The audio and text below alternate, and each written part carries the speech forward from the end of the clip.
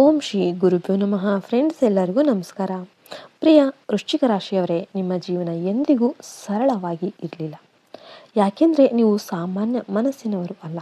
ನಿಮ್ಮೊಳಗೆ ಅಪಾರವಾದ ಆಂತರಿಕ ಶಕ್ತಿ, ಸಹನೆ ಮತ್ತು ರಹಸ್ಯಮಯವಾದ ಬುದ್ಧಿಶಕ್ತಿ ಇದೆ. ನೀವು ಮೌನವಾಗಿದ್ದರೂ ಕೂಡ ನಿಮ್ಮ ಕಣ್ಣುಗಳು ಮತ್ತು ನಿಮ್ಮ ನಡವಳಿಕೆ ಎಲ್ಲವನ್ನ ಹೇಳಿಬಿಡುತ್ತೆ. ನಿಮ್ಮ ರಾಶಿಗೆ ಅಧಿಪತಿಯಾದ ಮಂಗಳ ಮತ್ತು ಕೆಲ ಜ್ಯೋತಿಷ್ಯ ಪಠ್ಯಗಳ ಪ್ರಕಾರ ಪ್ಲೂಟೋ ನಿಮಗೆ ತೀವ್ರ ಭಾವನೆಗಳನ್ನು ನೀಡಿವೆ. ನೀವು ಪ್ರೀತಿಸಿದರೆ ಸಂಪೂರ್ಣವಾಗಿ ಪ್ರೀತಿಸ್ತೀರಾ, ದ್ವೇಷ ಮಾಡಿದರೆ ಅದನ್ನು ನೀವು ಮರೆಮಾಚೋದಿಲ್ಲ. ಆದರೆ ನಿಮ್ಮ ವಿಶೇಷತೆ ಏನೆಂದರೆ, ನೀವು ಯಾವ ನೋವನ್ನು ಹೊರಗೆ ತೋರಿಸದೆ ನಿಮ್ಮೊಳಗೆ ಹಾಗೆ ಇಟ್ಕೊಂಡು ಅದರಿಂದಲೇ ನೀವು ಬಲಿಷ್ಠರಾಗಿರ್ತೀರ. ಇತ್ತೀಚಿನ ದಿನಗಳಲ್ಲಿ ನೀವು ಪೂರ್ತಿ ನಂಬಿದ್ದ ಆ ವ್ಯಕ್ತಿ ಅವಳಿಂದಲೇ ನಿಮಗೆ ನಿರಾಸೆ ಅನುಭವಿಸಿದ ಸಾಧ್ಯತೆ ಇದೆ.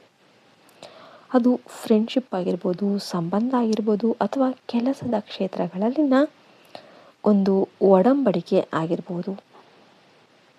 ಇದರಿಂದ ನಿಮ್ಮ ಮನಸ್ಸು ಒಳಗೊಳಗೆ ಕುದಿತಾ ಇದ್ರೂ ಕೂಡ ಹೊರಗೆ ಶಾಂತವಾಗಿಯೇ ಕಾಣಿಸ್ಕೊಳ್ತಾ ಇರ್ತೀರ. ಆದರೆ ನೀವು ನೆನ್ಪಿಟ್ಕೊಂಡ್ಬಿಡಿ, ವೃಶ್ಚಿಕ ರಾಶಿಯವರು ಕುಸಿಯಲು ಹುಟ್ಟಿದವರು ಅಲ್ಲ, ಪುನರ್ಜನ್ಮ ಪಡೆಯಲು ಹುಟ್ಟಿದವರು. ಈ ಸಮಯ ನಿಮ್ಮ ಜೀವನದ ಒಂದು ಪರಿವರ್ತನಾ ಹಂತವಾಗಿರುತ್ತೆ. ಹಳೆಯ ಸಂಬಂಧಗಳು, ಹಳೆಯ ಅಭ್ಯಾಸಗಳು ಮತ್ತು ಹಳೆಯ ಭ್ರಮೆಗಳನ್ನು ಬಿಟ್ಟು ಮುಂದೆ ಸಾಗುವ ಸಮಯ ಬಂದಿದೆ. ಕೆಲಸದ ವಿಷಯದಲ್ಲಿ ನೀವು ಮಾಡಿದ ಶ್ರಮಕ್ಕೆ ತಕ್ಷಣ ಫಲ ಸಿಗದೆ ಇದ್ರೂ ಕೂಡ ನಿಮ್ಮ ಸಾಮರ್ಥ್ಯವನ್ನು ಯಾರೂ ನಿರ್ಲಕ್ಷ್ಯ ಮಾಡೋದಕ್ಕೆ ಆಗೋದಿಲ್ಲ. ನಿಮ್ಮನ್ನು ಮೌನವಾಗಿ ಗಮನಿಸ್ತಾ ಇರುವ ಶಕ್ತಿಗಳು ಕೂಡ ಇದ್ದಾರೆ. ಸರಿಯಾದ ಸಮಯ ಬಂದಾಗ ನೀವು ಊಹಿಸದ ರೀತಿಯಲ್ಲಿ ಅವಕಾಶ ನಿಮ್ಮ ಮುಂದೆ ಬರುತ್ತೆ.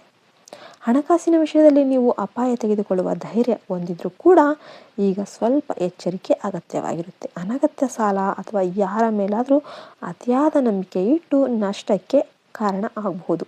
ಕುಟುಂಬದ ವಿಷಯದಲ್ಲಿ ನಿಮ್ಮ ಪ್ರೀತಿ ತುಂಬ ಆಳವಾದದ್ದು, ಆದರೆ ಅದನ್ನು ವ್ಯಕ್ತಪಡಿಸುವಲ್ಲಿ ನೀವು ಸ್ವಲ್ಪ ಕಠಿಣವಾಗಿ ಕಾಣಿಸಬಹುದು. ಇದರಿಂದ ನಿಮ್ಮ ಹತ್ತಿರದವರೇ ಕೆಲವೊಮ್ಮೆ ನಿಮ್ಮನ್ನು ತಪ್ಪಾಗಿ ಅರ್ಥ ಮಾಡ್ಕೊಂಡ್ಬಿಡ್ತಾರೆ. ನಿಮ್ಮ ಮನಸ್ಸಿನ ಮಾತುಗಳನ್ನು ಶಾಂತವಾಗಿ ಹೇಳಲು ಪ್ರಯತ್ನಿಸಿದರೆ ಅನೇಕ ಗೊಂದಲಗಳು ಕರಗಿ ಹೋಗಿಬಿಡುತ್ತೆ. ಆರೋಗ್ಯದ ವಿಷಯದಲ್ಲಿ ಮಾನಸಿಕ ಒತ್ತಡ, ರಕ್ತದ ಒತ್ತಡ ಅಥವಾ ನಿದ್ದೆಗೆ ಸಂಬಂಧಿಸಿದ ಸಮಸ್ಯೆಗಳು ಕಾಣಿಸಿಕೊಳ್ಳಬಹುದು. ಆದ್ದರಿಂದ ನಿಮ್ಮ ಮನಸ್ಸಿಗೆ ವಿಶ್ರಾಂತಿ ನೀಡುವುದು ಬಹಳ ಮುಖ್ಯ. ಧ್ಯಾನ, ಯೋಗ ಅಥವಾ ಶಿವನ ಜಪ ನಿಮಗೆ ಅತ್ಯಂತ ಉಪಕಾರಿ ಆಗಿರುತ್ತೆ. ವೃಶ್ಚಿಕ ರಾಶಿಯವರಿಗೆ ಶಿವನ ಅನುಗ್ರಹ ವಿಶೇಷವಾಗಿ ಕಾರ್ಯನಿರ್ವಹಿಸುತ್ತೆ. ಸೋಮವಾರ ಶಿವಲಿಂಗಕ್ಕೆ ನೀರು ಅಥವಾ ಹಾಲು ಅರ್ಪಿಸಿ ಓಂ ನಮಃ ಶಿವಾಯ ಅಂತ ನಂಬಿಕೆಯಿಂದ ಜಪ ಮಾಡಿದರೆ ನಿಮ್ಮ ಜೀವನದಲ್ಲಿ ಇರುವ ನೆಗೆಟಿವ್ ಶಕ್ತಿಗಳು ನಿಧಾನವಾಗಿ ದೂರವಾಗುತ್ತೆ.